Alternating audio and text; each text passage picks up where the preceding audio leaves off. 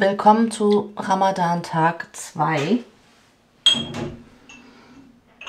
Gestern habe ich den Abend nicht mehr mitgefilmt. Ich war so K.O., ich war so müde, weil man muss sich ja ein bisschen so zeitlich umstellen. Ich versuche ja, also ich war zum Glück schon vor Ramadan, hatte ich wieder ein bisschen meinen besseren Schlafrhythmus reinbekommen, dass ich früher ins Bett gegangen bin, weil ich versuche halt wirklich früh schlafen zu gehen. Gestern habe ich vorgestern hat es nicht so gut geklappt, also ich habe mich früh hingelegt, aber ich konnte nicht einschlafen und dann, nachdem ich dann morgens ins Bett gegangen bin, konnte ich auch so schwer wieder einschlafen und hatte wenig Schlaf und war dementsprechend ganz schön müde. Aber heute habe ich es geschafft. Ich bin ja 10:30, glaube ich, schlafen gegangen. Genau, kurz, ja, 5 Minuten vor 3 Uhr morgens bin ich aufgestanden. Das ist ganz gut.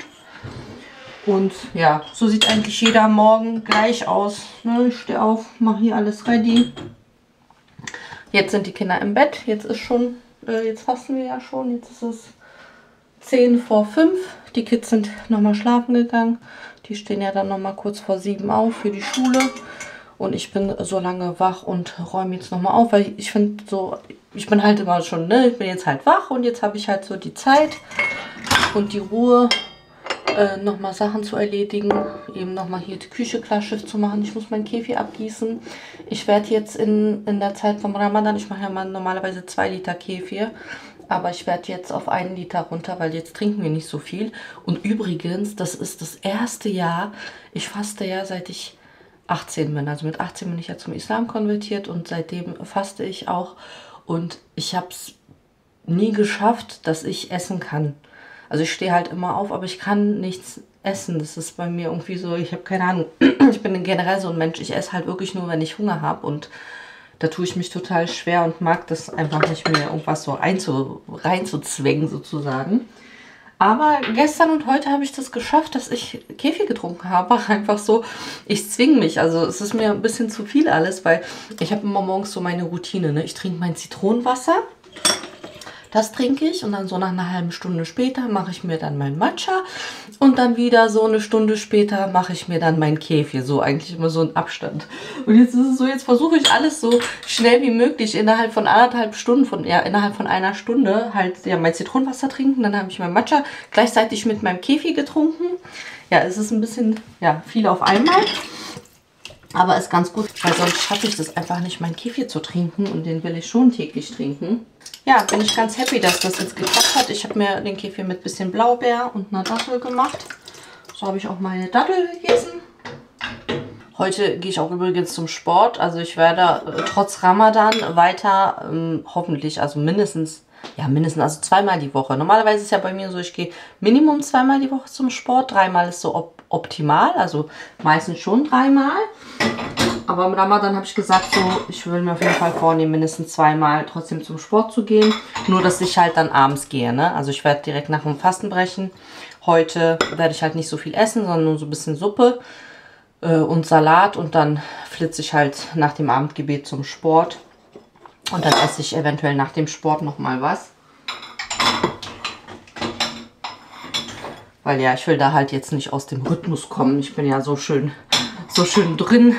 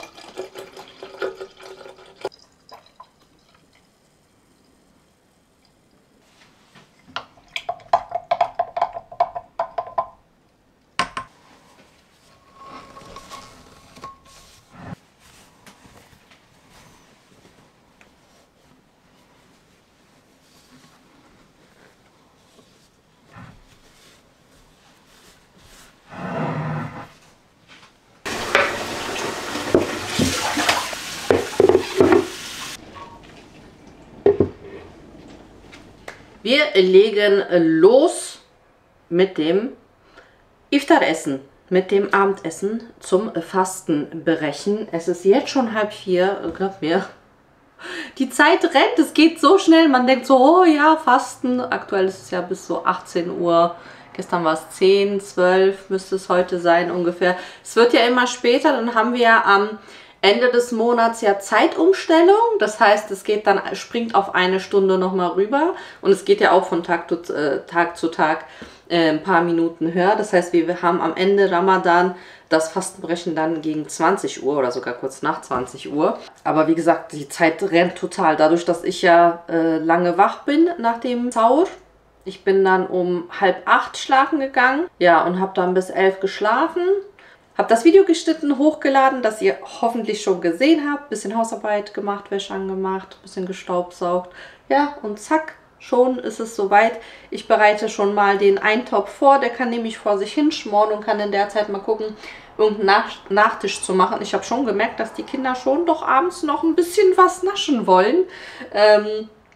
Deswegen, ja, schaue ich mal, was ich mache. Vielleicht irgendwie Muffins oder so. Ich schau mal. Dafür ist wirklich der Thermomix schon ganz schön praktisch. Wenn man mal nicht weiß, was man machen soll, dann kann man da schnell reinschauen. Eigentlich wollte ich einen Käsekuchen machen, aber bis der abkühlt und dann muss noch in den Kühlschrank und so, das dauert ja, dann würde der nicht heute fertig sein heute Abend zum Essen. Deswegen, ja, schaue ich mal was Schnelles. Salat wird es wieder geben und Suppe. Ich mache polnische Gurkensuppe. Die werde ich jetzt auch nicht mitfilmen, weil die habt ihr auch einzeln, habe ich die abgefilmt. Kann ich euch verlinken, da gibt es ein einzelnes Rezept dazu. Die mache ich und ein Spitzkohleintopf.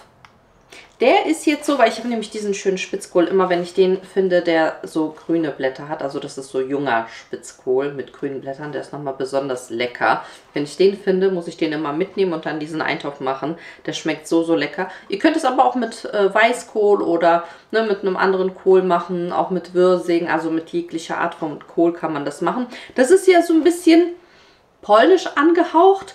Aber man kennt das ja, das gibt es auch in vielen anderen Kulturen, deswegen will ich das nicht sagen, das ist jetzt typisch polnisch, weil ich bin so eine Person, ich mixe alles aus allen Kulturen. Wenn der andere, zum Beispiel, dass ich jetzt Karotten reinmache, ist er schon wieder Richtung koreanisch, weil da machen sie viel solche auch Kohlsachen und dann kommen aber Karotten rein und Fleisch. Also, ne, dann ist es wieder ein bisschen mehr türkisch, da ich da Tomaten-Paprikamark mit reinmache. Also, ich mische aus allen Kulturen, so wie es dann am besten schmeckt. Es gibt kein Muss, es muss so sein oder so sein.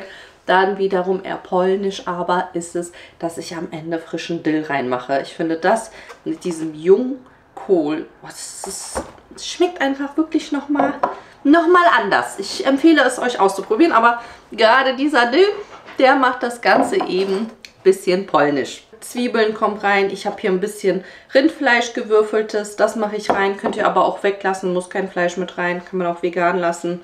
Eben Tomaten, Paprikamark. Ein bisschen was von meiner Gemüsepaste. Da könnt ihr auch Gemüsebrühe nehmen.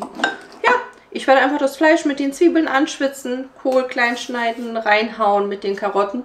Und das alles schmoren lassen. Und das schmeckt so lecker. Und weil ich immer noch Brot da habe und ich möchte nicht, dass hier irgendwas schlecht wird, wird das auch wieder heute so mit Brot als Beilage. Ansonsten könnte man dazu auch nochmal Kartoffeln machen zum Beispiel oder jetzt auch noch Reis, wenn man nochmal mehr, ja, nochmal eine Kohlenhydratequelle dazu haben will, kann man alles machen. Ihr könntet auch da rein in den Eintopf am Ende zum Beispiel ein bisschen Bulgur mit reingeben. Kann man auch machen oder auch so ein bisschen Reis, geht auch. Also der Kreativität sind keine Grenzen gesetzt, ne? Ich hoffe, die Kinder haben mich nicht angesteckt. Es waren ja jetzt wirklich doch fast jeder so ein bisschen erkältet. Ich habe heute irgendwie so Halskratzen. Meine Nase ist ein bisschen flüssig. Ich hoffe, ich werde nicht krank. Das wäre jetzt nicht so praktisch. Außerdem will ich heute zum Sport.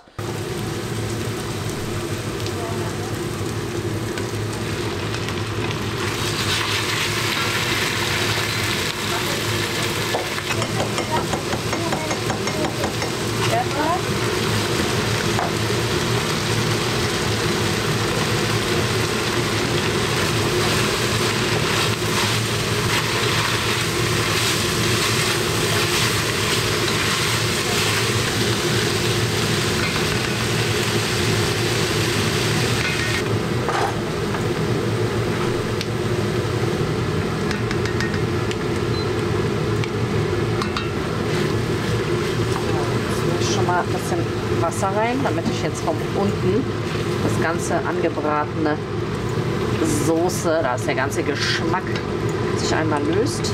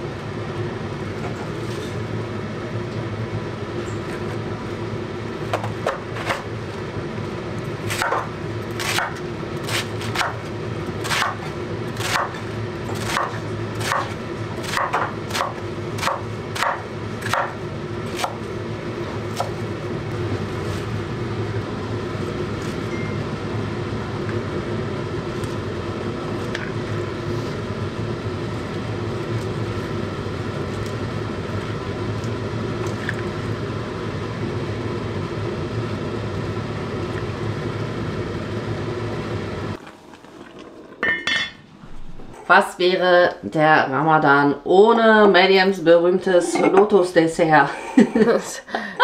Was sagt das denn? Ja, da habe ich ja überlegt, ne? Was machen wir auf die Schnelle? Das ist immer, das Dessert geht immer auf die Schnelle. Lotuskekse, klein bröseln. Wir haben es jetzt in der Küchenmaschine gemacht. Eine Creme hergestellt. Das ist jetzt einfach Mascarpone, Schlagsahne, Quark mit Zucker und Vanilleextrakt. Und zwischen macht Miriam noch ein paar gefrorene Himbeeren noch als Schicht. Also könnt ihr mit Früchten ohne machen.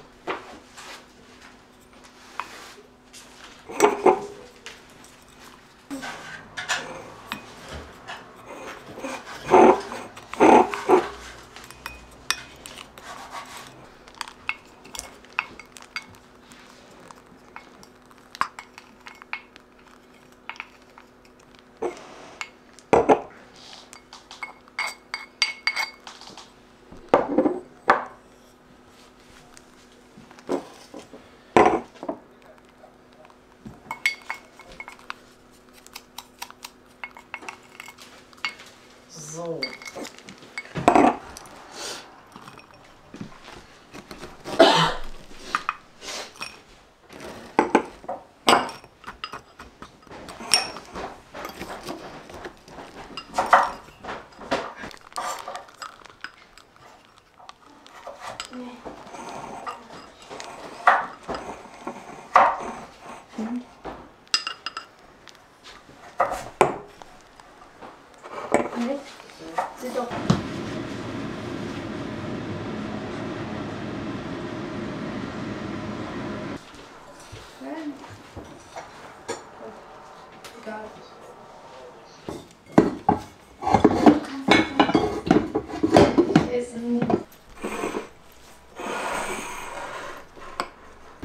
Also, wir haben wieder eigentlich den gleichen Salat wie gestern gemacht. Ja, reicht erstmal. Nur, dass da noch Feta-Käse mit da reingekommen ist. Dressing ist immer Olivenöl, Zitronensaft, Granatapfelsirup, Sumak. Sumak ist ein Essigbaumgewürz. Das ist so Dill. Salz und Pfeffer. Vom Tisch Ein bisschen Dill. Ja, ein bisschen Dill jetzt. Oh mein Gott, übertreib nicht dein Leben. Ich mache rein Olivenöl. Ja. Du sagst Stopp. Ja.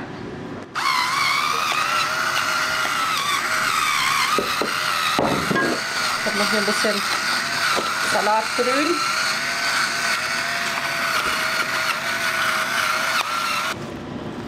Ist das gut genug?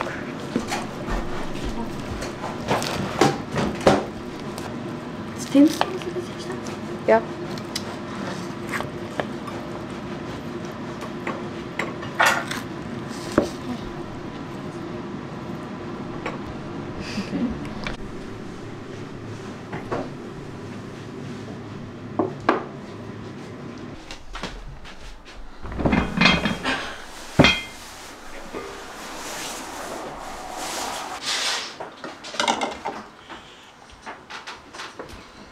Ja, Kindheit, Kindheit.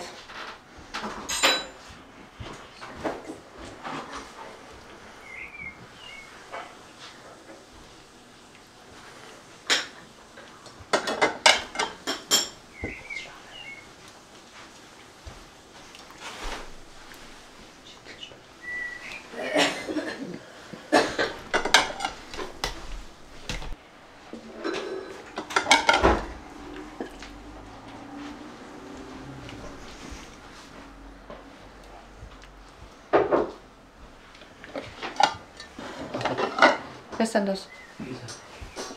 Wer ist da?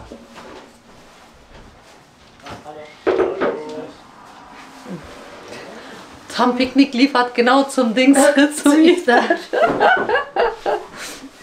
Als wenn wir Essen bestellt hätten. Ich habe ein bisschen Online-Einkauf gemacht. Kommt er genau jetzt. So, was fehlt noch?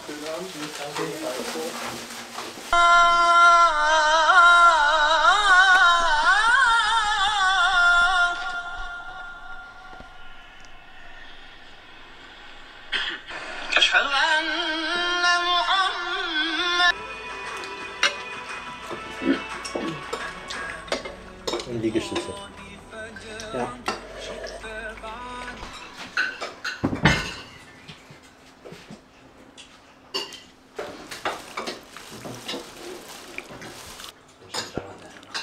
Hammer. أعوذ بالله من الشيطان الرجيم بسم الله الرحمن الرحيم قالوا ادع لنا ربك يبين لنا ما هي إن البقرة تشابه علينا وإنا إن شاء الله لمهتدون قال إنه يقول إنها بقرة لا ذلول تثير الأرض ولا تسقي الحرث مسلمات لا شياة فيه قالوا الآن جئت بالحق فذبحوها وما كادوا يفعلون وإذ قاتلتم نفسا فادارأتم فيه والله مخرج ما كنتم تكتمون فقلنا اضربوه ببعضه كذلك يحيي الله الموتى ويريكم آياته لعلكم تعقلون. Oh. What are you doing? Meine Proteine für den Sport. Weil Mutti wird Bodybuilder, ne? Ich mache mir einen Kaffee, ich trinke den auf den Weg. Weil sonst habe ich das Gefühl, schlafe ich heute ein beim Sport. Ich bin müde.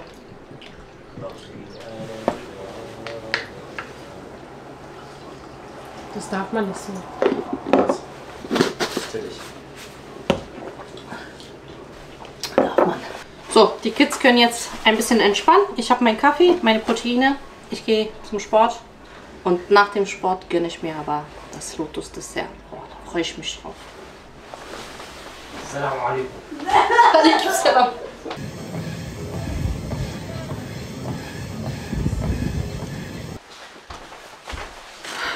Zurück vom Sport. Miriam hat sich Sushi bestellt. Ich habe das abgeholt für sie auf dem Weg. Naja, die Sushi-Kranke hier, ne? Was ist das? Sashimi, Mann? Ja. Kriege ich ein bisschen was ab. Ist eigentlich jetzt ganz gut nach dem Pre-Workout. Ein bisschen Lachs. Gut. Esse ich auch. Es ist jetzt übrigens 10:30. Eigentlich meine Schlafenszeit. Gestern habe ich es geschafft, pünktlich 10:30 schlafen zu gehen. Jetzt muss ich mich sporten. Gut, dass ich den Kaffee getrunken habe. Das hat richtig gut getan. Oh, also es war ein gutes Workout. Hat gut getan. Aber jetzt muss ich mich beeilen, damit ich genug Schlaf kriege. Weil um 3 heißt es wieder aufstehen. Genau. Also, der Vlog endet hier wieder. Und wir sehen uns inshallah morgen beim nächsten wieder. Der fängt ja immer mit dem Frühstück an. Ne? Immer mit Sahur fängt das nächste Video an. Also, ich hoffe, die Reihe gefällt euch. Lasst auf jeden Fall immer schön einen Daumen nach oben da. Dann weiß ich das, dass es euch gefällt. Und ich freue mich natürlich auch, wenn ihr den Kanal supportet, abonniert und so weiter. Und bis morgen!